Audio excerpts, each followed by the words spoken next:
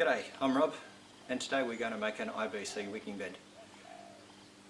We'll do this from start to finish, so we'll get started.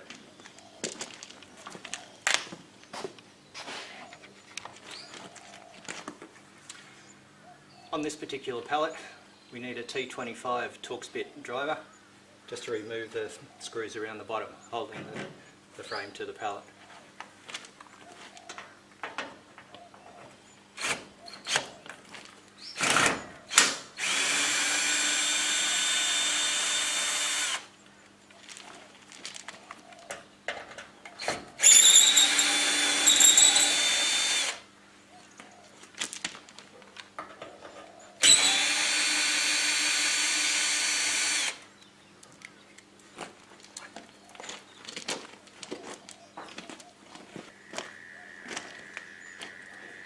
We also need to remove the top supports so we can get the IBC out.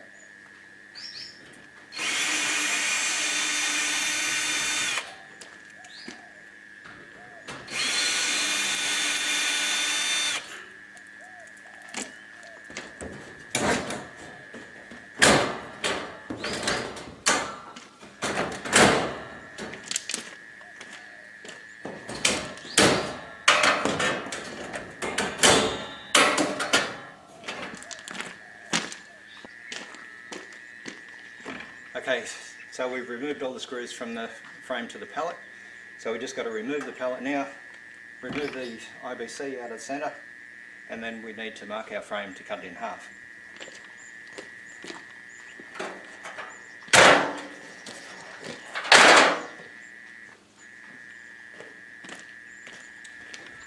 Quite easy to remove the IBC. Just take a hold of the lid and just give it a little bit of a pull and it should just slide out really easy.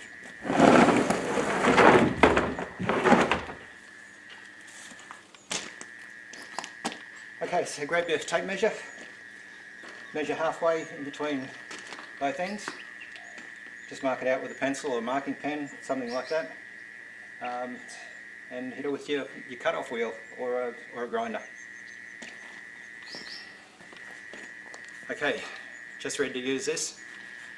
If you haven't used one, be extremely careful because they are very thin, can shatter very easily.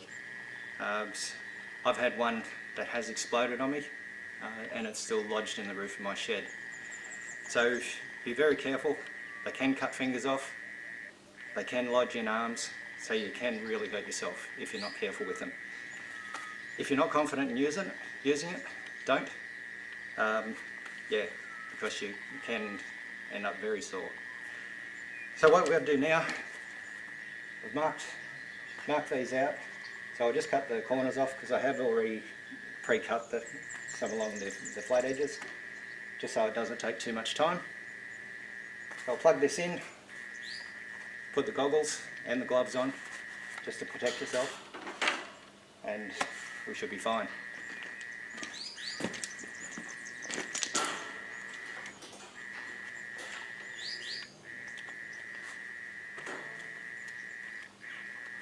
In my case, the glasses too.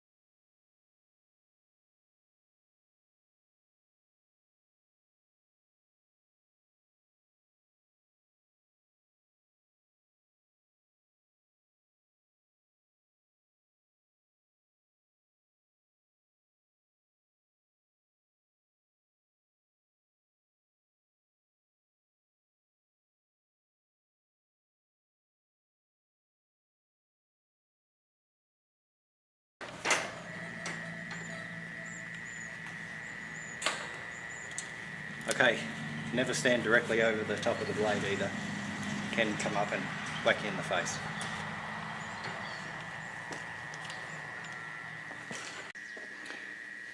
Okay, now that you've cut your frame in half, put half back on the pallet and then put your IBC back inside the pallet, so it makes it easier to to mark and cut the IBC in half.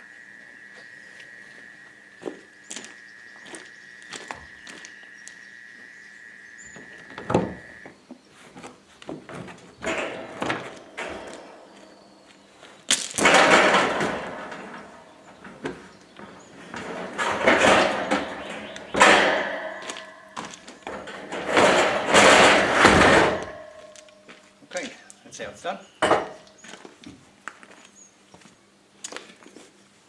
Okay, just grab your pencil or a marking pen and just run around the top of the frame.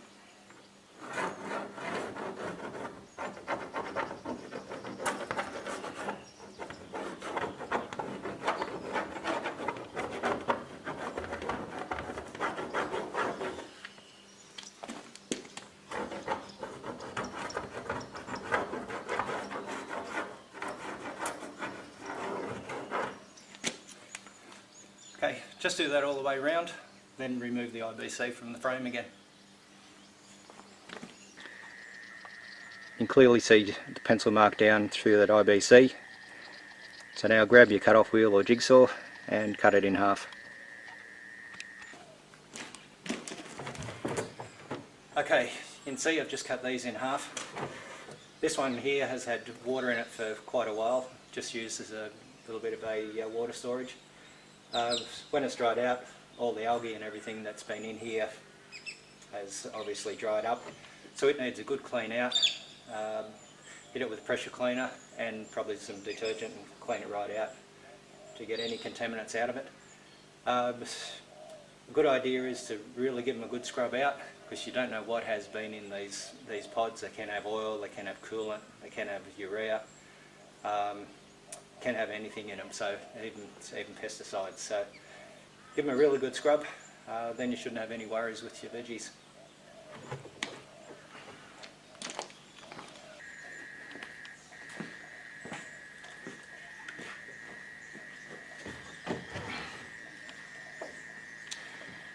Okay, just something when you're going to use the top of your IBC, just don't forget to put sealant around the top cap.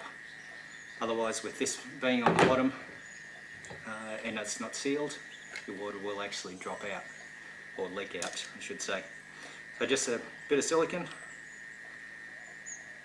just put her in the bottom there.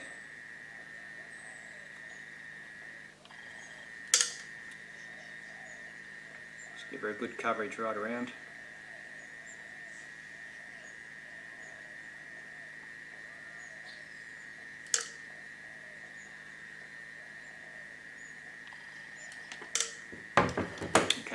Make sure it's all nice and dry and clean.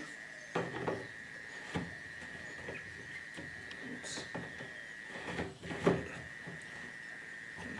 Screw on properly for me. That's better.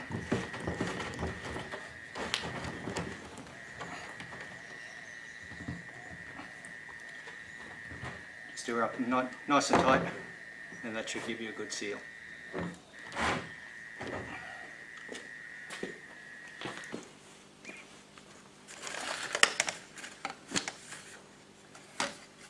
Okay, the cut-off pod has been scrubbed out, nice and clean and everything. So the next step is to put our ag pipe in and make a fill tube.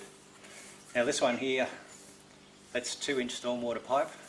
What I've done there is actually cut a section out of the bottom, so that just allows the water to run freely when you fill the IBC up.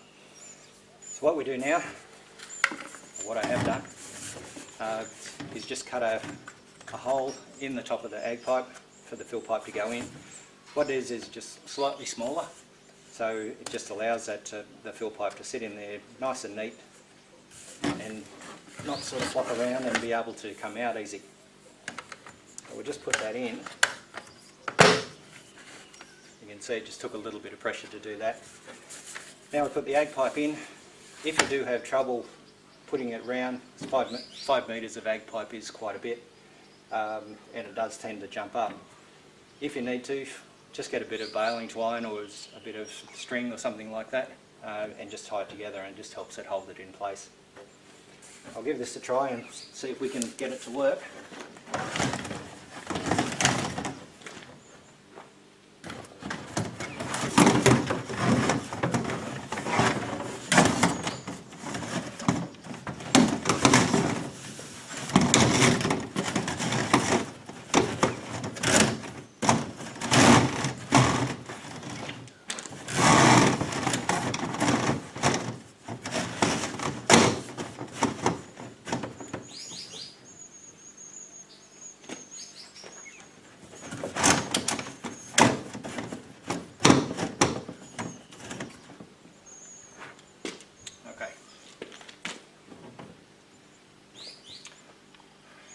It's not too bad. Just have a look in here and show you. Yeah, so it's just sitting there now. Okay, now that the cap is sealed, it's time to actually mount the IBC into the other half of your frame.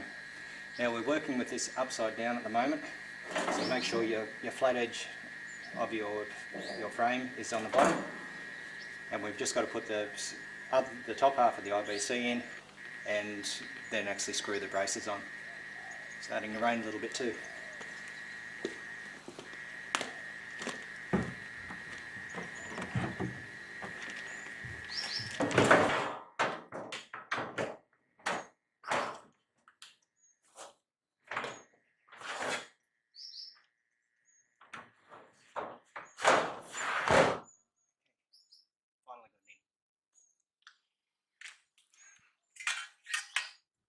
So we've got the braces off that we took off on the first place when we first disassembled the frame. Keep our little screws, of course, and our Torx bit top.